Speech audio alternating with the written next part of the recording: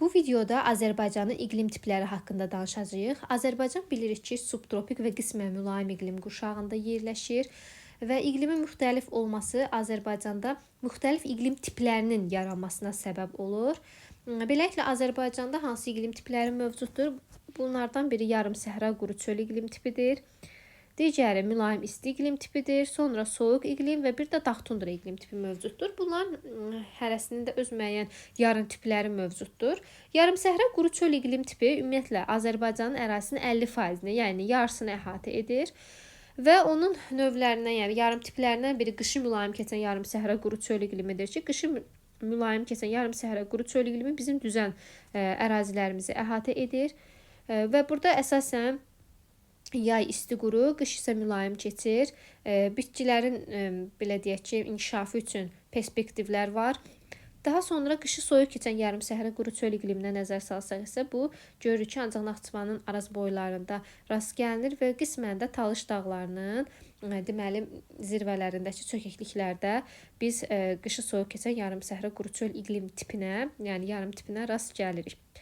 Daha sonra mülayim isti iqlim tipi və onun yarım tipləri mövcuddur. Mülayim isti iqlim tipinin qışı qıraq keçən mülayim isti iqlim tipi var. Qışı qıraq keçən mülayim isti iqlim tipi əsasən yayılmışdır. Deməli, Qanı Xəyri çayda, daha sonra Böyük Qafqaz dağlarının cənub-şərqində və Kiçik Qafqaz dağlarının başdan başa alçaq və orta dağlıq ərazilərini əhatə edir. Deməli, qışı quraq keçən mülayim isti iqlim tipi əsasən yağıntılar yazın axırı, payızda düşür və bitkilər üçün, əkinçilik üçün əlverişlidir. Yayı quraq keçən mülayim isti iqlim tipinə biz əsasən Lənkəran ovalığında Talış dağlarının ətəklərində rast gəlirik. Daha sonra Böyük Qafqazla Kiçik Qafqaz dağlarının cənub-şərq qurtaracaqlarında deməli bu iqlim yarım tipinə də rast gəlinir.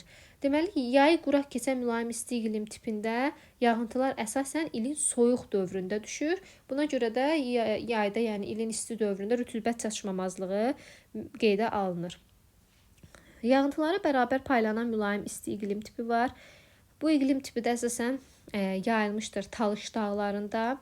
Həmçinin Böyük Qafqaz dağlarının cənubu və şimal-şərqində mövcuddur. Deməli, cənubunda və şimal-şərqində mövcuddur. Və yağıntıları bərabər paylanan mülayim isti iqlim tipinə nə Naxçıvanda, nə Kiçik Qafqazda rast gəlinmir. Bu iqlim yarım tipi əsasən Böyük Qafqazla Talış dağlarında mövcuddur. Yağıntıları bərabər paylanan mülayim isti iqlimdən sonra alt rəqəmli qeyd olunmuş deməli yayı quraq keçən soyuq iqlim tipi hakimdir. Yayı quraq keçən soyuq iqlim tipi əsasən hakimdir Naxçıvanın ərazisində. Yəni bu iqlim tipinə əsasən biz Naxçıvanda rast gəlirik. Bir də çox kiçik miqdarda yenə Talış dağlarında rast gəlmək mümkündür. Yayı quraq keçən soyuq iqlim tipində deməli temperaturun paylanması dağlıq zonalıq, yəni dağlıq zonalarda belə deyək bir-birindən fərqlənir. Yağıntılar əsasən ilin soyuq dövründə düşür. Çünki yay quraq keçir burada. Soyuq iqlim ümumiyyətlə tiplərinə 1000 metrdən 2700 metrə qədər olan dağlıq ərazilərdə rast gəlinir.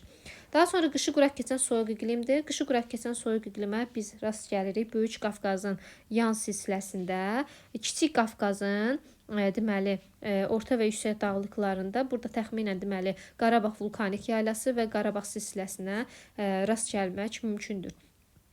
Qışı quraq keçən soyuq iqlimdə yay aylarında, yəni yayın əvvəlində əsasən yağıntılar düşür və deməli 1400-2700 mm hündürlükdə rast gəlinir. Bütün fəsillərdə bol yağıntılı soyuq iqlim.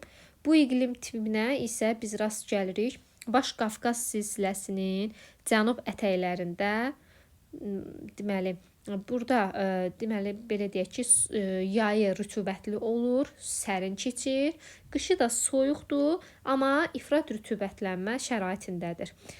Sonuncu nəhayət qaldı 9-cu nömrə ilə göstərilən sonuncu iqlim tipimiz, bu da dağ tundra iqlim tipidir. Dağ tundra iqlim tipi ümumiyyətlə 2700 metrdən yüksək olan ərazilərdə yayılmışdır. Buna görə biz yüksək zirvələri götürə bilərik ki, orada dağ tundra olsun.